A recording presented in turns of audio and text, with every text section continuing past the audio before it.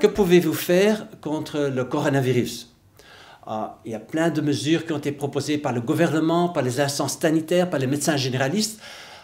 Pas de problème, toutes ces mesures sont excellentes, de prendre distance, de laver ses mains, de désinfecter, excellente initiative. Mais il y a aussi des mesures assez importantes que vous pouvez faire qui n'ont pas été dites et qui sont pourtant, pour moi en tous les cas, extrêmement importantes. Quelle est la raison pourquoi nous avons des infections virales, et entre autres au coronavirus, en hiver et pas en été? C'est simple, c'est quand on chauffe beaucoup trop, on déshydrate nos muqueuses, il fait trop sec dans les intérieurs, et les muqueuses deviennent très fines, s'atrophient, et le virus rentre facilement. Et ce que vous pouvez faire alors, c'est humidifier. Vous utilisez des humidificateurs, il faut avoir environ 65% d'humidité et pas 30% ou 33% comme on trouve généralement en été, et vous verrez que vous aurez beaucoup moins facilement des infections. Et si vous avez des infections virales, vous verrez que vous allez guérir beaucoup plus rapidement dans un environnement où vos muqueuses sont en bonne santé, épaisses, humides et pas desséchées. Donc ça, c'est pour moi, en tout cas, une première mesure. Et dans nos bureaux, et chez moi, à la maison, et dans les maisons de nos médecins, nous mettons des humidificateurs et c'est vraiment très utile. On voit la différence. Alors, d'autres mesures qui peuvent être prises, c'est de bien manger. Si vous avez une alimentation sucrée, plein de céréales, vous allez diminuer votre immunité parce que ce sont des aliments qui enflamment votre corps.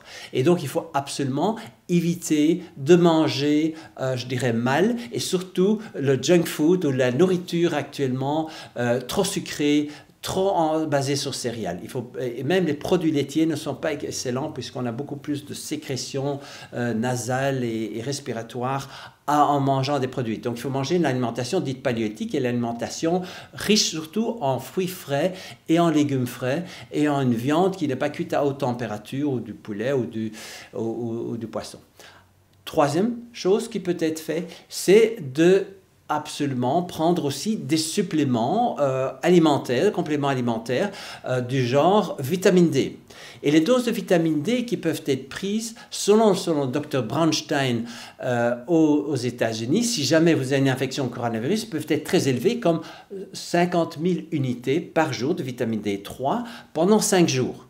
Et ça vous aide vraiment de sortir de l'infection beaucoup plus rapidement. Le professeur Galli, qui est un célèbre neurologue qui traite les scléroses multiples à haute dose de vitamine D, dit même, faites une dose de choc, un jour, 300 000 unités. Je ne ferai pas ça tous les jours, mais en tout cas pour un jour, c'est probablement pas très grave et ça permettra très vite, rapidement, probablement, de récupérer et de ne pas avoir une forme grave d'infection au coronavirus. Alors, il y a d'autres vitamines aussi qui peuvent aider, comme la vitamine A. Les vitamines A, c'est entre 25 000 et 100 000 unités pour la prévention et 100 000 et parfois même un peu plus quand vous avez l'infection. Donc, essayez aussi de prendre de la vitamine A. Si elle est liposoluble, elle est en généralement inoffensive, en tout cas prise à haute dose pendant quelques jours, pas de problème. Le zinc est aussi important. Les doses curatives sont entre 50 et 100 mg. Peut-être 25 et 50 mg juste dans la prévention. Vitamine C aussi très importante, 1 à 2 grammes par jour en période de risque d'infection virale. Mais si vous avez une infection au coronavirus, vous pouvez aller jusqu'à 5 à 10 grammes si vous tolérez, parce que si c'est trop, vous avez la diarrhée, donc vous diminuez à ce moment la dose. Donc ça sont un peu les nutriments les plus efficaces contre les infections virales que je vous recommande en tous les cas de prendre à dose en tous les cas efficace et prudente. Autre chose, et ça c'est plus dans ma spécialité, et c'est plutôt un message qui vaut pour nos patients ou pour les patients traités par des médecins du même genre. Si vous avez une insuffisance surrénale, vous êtes traité avec l'hydrocortisone ou un dérivé de synthèse éventuellement, hydrocortisone est extrêmement utile pour stimuler l'infection, pour stimuler plutôt l'immunité, pour récupérer extrêmement rapidement. Par exemple, si vous êtes sous hydrocortisone, qui est le nom pharmaceutique dans la pharmacie pour le cortisol, vous devez augmenter de 5 mg tous les demi-heures, peut-être 10 mg si l'infection est sévère, en cas d'infection, et pendant 2 à 3 heures, et vous verrez, vous allez récupérer très rapidement de cette infection, ça va très fort stimuler votre immunité. Maintenant, l'hydrocortisone, moi je ne la donne que accompagnée de DHA, parce que DHA protège contre les mauvais effets éventuels de l'hydrocortisone. Donc, c'est une dose comparable. 5 mg d'hydrocortisone, vous augmentez 5 mg de DHA.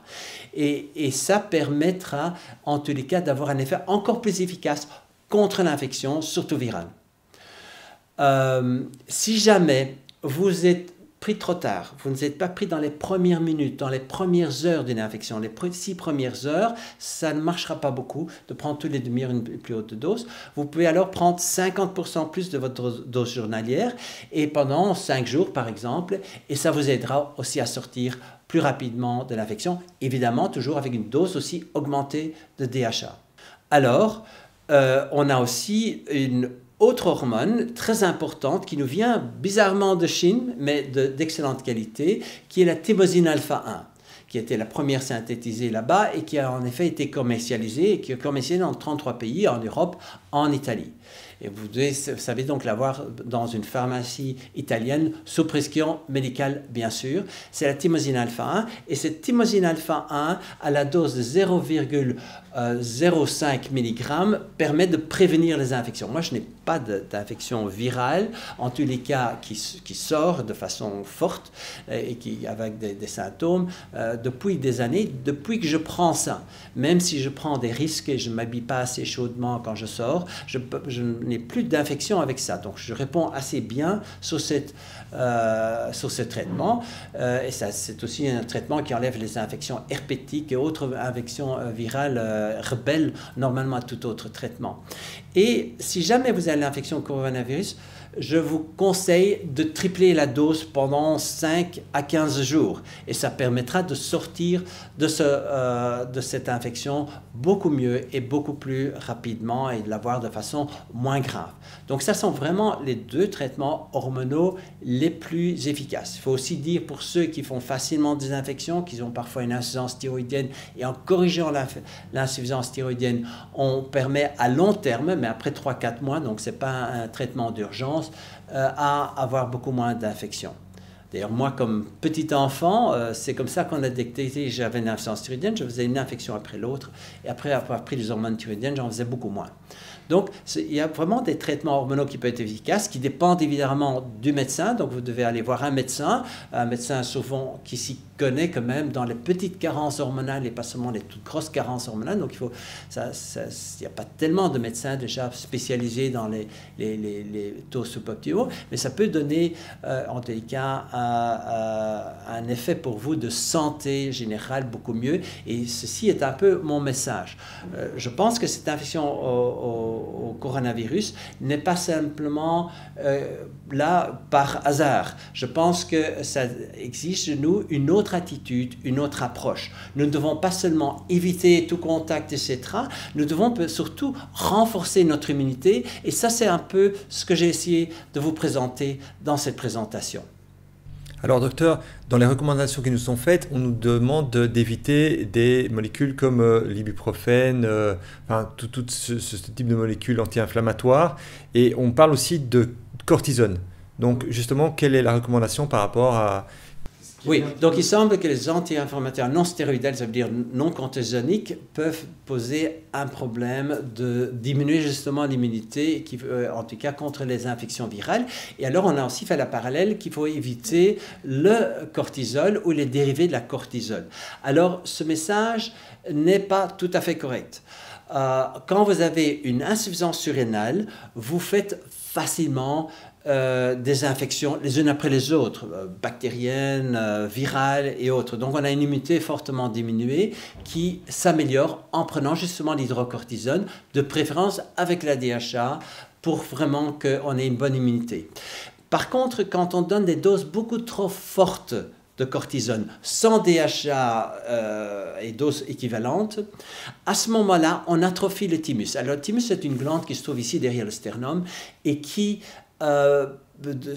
fabrique une très grosse quantité de cellules immunitaires très importantes et qui produit aussi le thymosin alpha 1 et d'autres thymosines qui sont des molécules qui stimulent l'immunité et qui seront moins sécrétées avec moins de cellules. Et donc il faut éviter d'atrophier leur. Et donc il faut toujours d'abord bien balancer le traitement et ne pas donner de surdosage, sauf exception, mais alors avec toujours beaucoup de DHA, et on évite le problème.